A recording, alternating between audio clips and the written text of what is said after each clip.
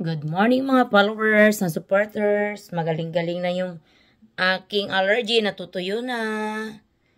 And our breakfast and morning. See, ito yung kanin.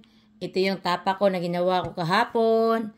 So, syempre, ang favorite ni Inday, walang iba kundi ang kape. Ito yung makakabuhay ni Inday everyday. Kape. Oh. Tapos, oh. Pang palakas ni Inday.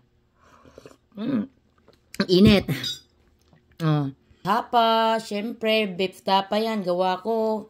Tapos ininit ko siya ulit. Kaya dumami na yung mantika.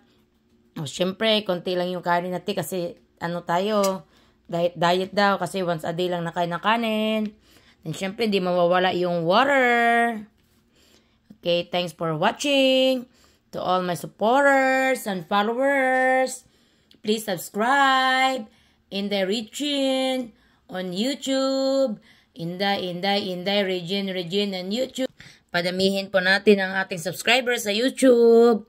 Salamat po sa inyong lahat sa pag-support sa akin at sa pag-follow nyo. Please, always support and follow me. Thank you to all of you. Love you all guys. God bless. Kain muna ng breakfast bago maglinis. Siyempre, kailangan yung breakfast para lumakas ang ating katawan bago maglilinis. Ayan.